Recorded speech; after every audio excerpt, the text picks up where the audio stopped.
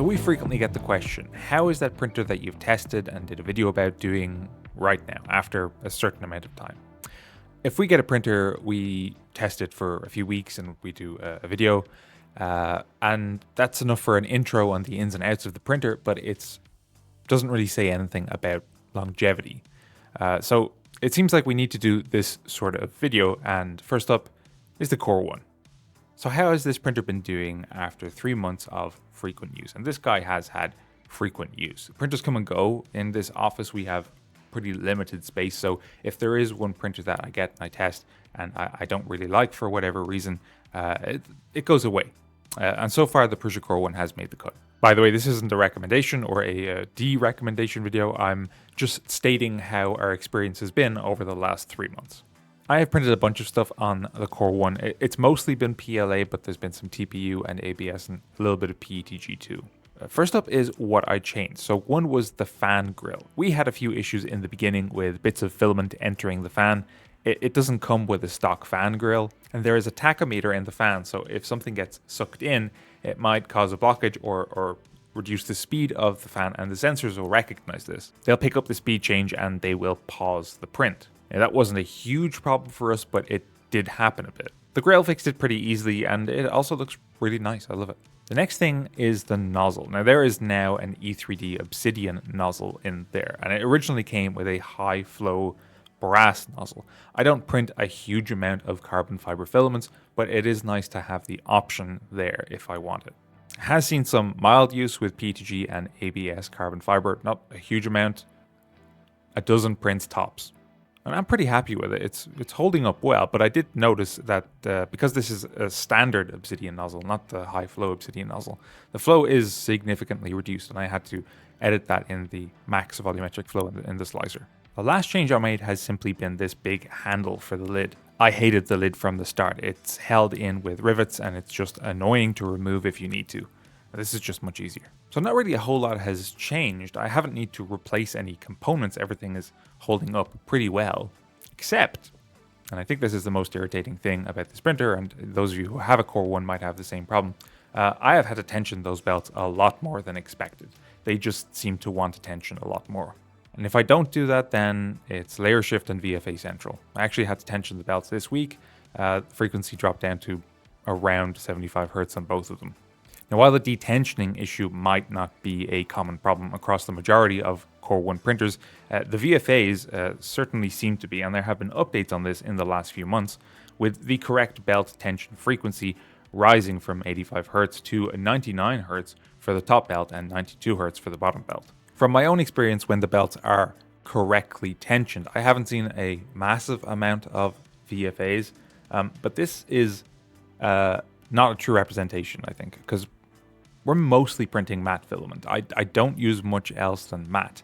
If I don't use a matte filament, it's because it's TPU or PETG. And with TPU or with PETG, that effect is much stronger because of the sheen. Prusa's app has a tuning feature built into it, which uses the phone's microphone to hear the twang of the belt as you pluck it to determine the frequency that they're at. Unfortunately, this does not work on Pixel phones for some reason. And of course, my work phone is a Pixel phone.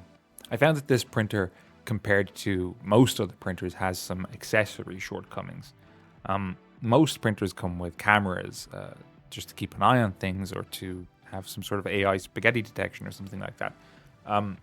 Most come with accelerometers built into the print heads. The Prusa Core One doesn't have either of these. The standard build plate is also not really suitable for PETG or TPU. Unfortunately, I learned this the hard way, but this is very disappointing for me specifically because I really like printing with TPU. I mean, technically, you could use the standard sheet with TPU or PETG if you use a release agent, but I tend to not use those as much as possible. Yeah, we're actually using a really old third-party Mark III PEI textured build plate on this, which needs to be replaced soon. It's actually like 5 years old, but it's still working okay. It just doesn't look that great. The printer also doesn't have a nozzle wiper, which for a printer that uses nozzle probing as its leveling method is a bit strange. I've heard a lot of people having issues where the printer pauses and says the nozzle is dirty just as the printer is starting. That hasn't happened a huge amount to us. It has happened a bit for sure, but I get why that's irritating. As I said before, VFAs haven't been a huge problem for us, but we almost entirely print with matte filament, and with our TPU we always print with a fuzzy skin texture, so it's not that apparent. But we printed a VFA test, one in silk and one in matte, and this is what we got. The speed increases evenly from about 8mm per second at the bottom to about 190mm per second at the very top.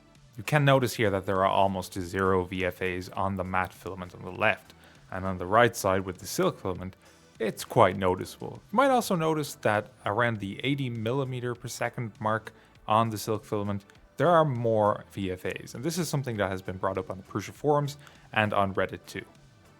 But apart from the VFA issue, we have had success with a variety of filament. I mean, what do you think of these examples, guys?